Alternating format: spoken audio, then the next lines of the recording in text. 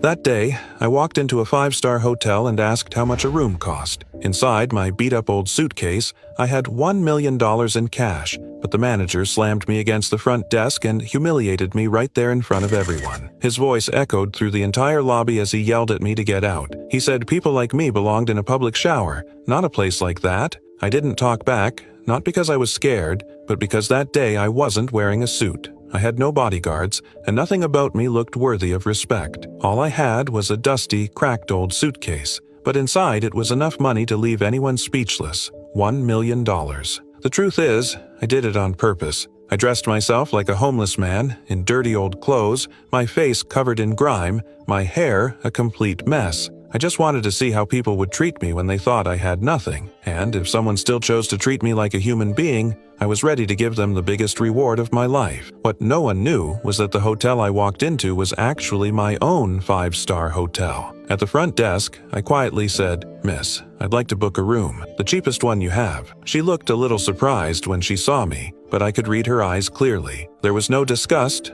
no impatience. I carefully asked, "Do I really look like someone who belongs in a place like this?" She answered gently, "Of course, sir. Please come in. Make yourself at home." I asked again, "How much is your cheapest room?" She said, "Sir, it's $800 a night." I forced a bitter smile and said, "I don't have that much. I only have $10. Even a tiny room is fine, or just a mattress on the floor. I haven't slept in a bed for 30 days. I just want to take a shower, clean myself up, find a job, and get out of this life. Looking like this, I can't even get through a company's front door." After hearing my story, her eyes softened, and she was just about to say something when the manager suddenly rushed over and shoved me hard against the counter. He shouted, "Get out, you filthy bum. You can't even afford a tip, and you think you can walk into a luxury hotel? People like you pollute the air just by standing at the entrance." People around us started whispering. Some laughed, some shook their heads, and some even pulled out their phones to record. I lowered my head and said so quietly it was almost impossible to hear, "I just wanted to use this $10 to take a shower." The manager burst out laughing. "$10?